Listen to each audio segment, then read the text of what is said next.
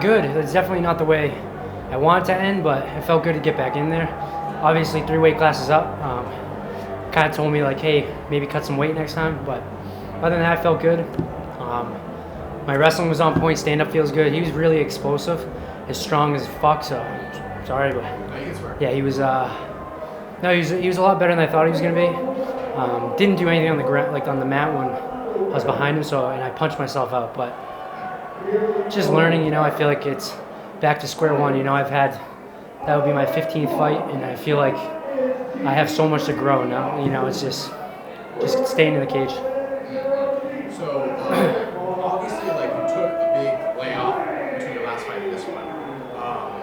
You don't hear, like, a lot of people do what you did. A lot of people don't go into, don't stop fighting to go back to school and get their degree. A lot of people drop out of school to go fight. So, I mean, me personally, I think that's a very commendable thing. I think it's very smart too. So maybe just talk about that a little bit. What was your thought process? When I started fighting, I was 18. That's all I did. I worked at a grocery store, just was fighting. I just a kid with a dream. And then I hit like 23, and I was like, well, I mean, if I'm doing good with fighting, but if this doesn't work, or if I get a really bad injury, what the hell am I gonna do? So I decided. Well, I knew the wrestling coach at Johnson Wales. He was like, dude, come wrestle, come work out with the team. Go to school for 4 years, get better at wrestling. Because all my losses were pretty much to wrestlers. 2 of them were to wrestlers, and the other one was just a really good fighter. So I went back, got a lot better at wrestling, and just got my degree. And I wasn't worried about trying to make a living out of this anymore. This is just a hobby now. And if I take it anywhere, it's just a plus. Has that mentality at all opened up anything? Like, you feel a little bit more free? The stress factor is gone. Like, before, I was like 21. I had my first pro fight when I was 21. And it was just like, this is it. Like, I need to do this. And it was kind of motivating, but at the same time, like, I put a lot on my shoulders because of it. But, no, it took a lot off my shoulders getting my degree and getting a full-time job. It sucks now because I'm telling myself, like, I want to quit my job and just train, but you got to make money somehow, Definitely.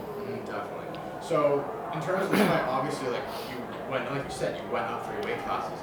Did you feel, you did talk about it, maybe elaborate more, like, are you feeling like you want to kind of feel out the divisions in between welterweight and bantamweight, or do you think you can go straight back down? Well, I'm going to 55. Okay. I think I can literally hold my own against any 55 or any 45 in New England. I know I can. I've fought literally 2 of the best guys that come out of New England, so I know I can. It's just me getting back in the gym. I have the best training partners. This camp was me and Manny. Bermuda is just literally every single day, and it was a grind, So, it was a little different going with Montoya because he's huge.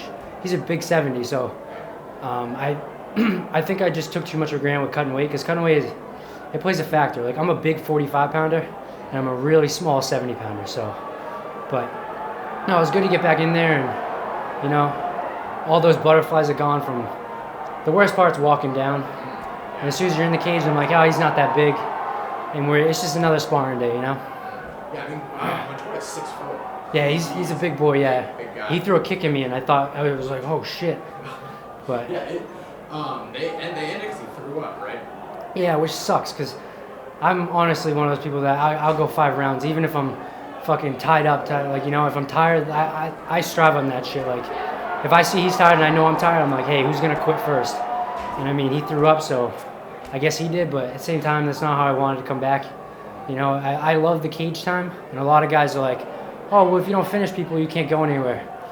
That's not true, because if I get more cage time and I just get my submission game better, if I go into a 5-round fight against a guy that always goes first round and then submits everyone, and I take him into deep waters, it's just better for me. So there's two ways you can look at it, but I like those. To get the cage time is huge.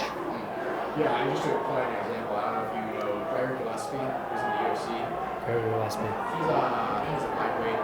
He has like a wrestling style. A lot of people criticize him because he doesn't really strike a lot of people. But his point is that, hey, if I wrestle people, I tire them out in the first couple rounds. I take them to the 3rd round or even the 2nd round. I pound them out in the ground where I even knock them out standing. Yeah. That's a finish every single time. I'm not going to decision. So yeah, definitely, I definitely agree. That's a way to think about it. So What do you think's next for you? I mean, you said you got a full-time job, you have your degree now. Are you looking to get back in the cage soon, or are you going to take a big break in between? I'm doing like some combat jiu-jitsu thing. Oh, okay. Bill signed me up for it. I was like, yeah, sure. What do you do? He was like, it's just jiu-jitsu and you can just slap people. So, I mean, that would be cool, you know, as long as I don't get slapped. But no, honestly, I love fighting the Cage Titans. I fought for them a few times. I fought for the very first Cage Titans, like way back when Mike first started. It just feels good to be back. I love this place. I live in Plymouth now, so it makes it even better. And the crowd is awesome. But no, I want to have at least, hopefully, 3 more fights this year. You know, try to get my record a little better because, I mean, being 4-3, I can fight a lot more people. Plus, I've been gone for a while, so it's gonna be easier for me to get fights. But yeah, I'm just excited. I just gotta stay in the gym. Manny has a fight coming up, so I'll be his sparring dummy for the next 2 weeks until he flies out to Phoenix. But yeah, it's going good, and our team's finally starting to come back. You know, it's the guys will take layoffs. Like at one time, our team was just full of killers. Like the whole every single weight class, there was some person that was in the top 5 in New England. And then, I mean, people got jobs, they got lives, they got kids. But yeah, people are starting to come back. Yeah, I've seen Frank Sforza in. So everyone's coming around. And that's what excites me because, like, when we're all in the same room together, it's like it's really top guys going at it, which I love. Excuse me, sorry. So, do you have any parting thoughts, any final thoughts for anybody who's a fan for the fight camp, all the process and everything? Yeah, I mean, everyone asks us for sport fighting. I mean, I was gone for 5 years. I showed up every now and then, but I was gone, and then they came back and with open arms. You know, it's just like nothing ever changed, which I love. It's just the only thing that changed, everyone got a lot better. So it's like guys that I used to beat on, they're like standing with me now, which is awesome. I mean, you just see everyone getting better and better. But no, literally, I like to every single person that came. I sold a crap ton of tickets. My girlfriend for putting up with me through the entire camp. It was her first one dealing with me, so it was like I work long hours and then I go straight to fight camp and I get home really late. And but no, other than that, just my parents, all my friends, my family. I'm just excited. It's early in the year and I want to get a few more fights in, which is it's gonna be awesome.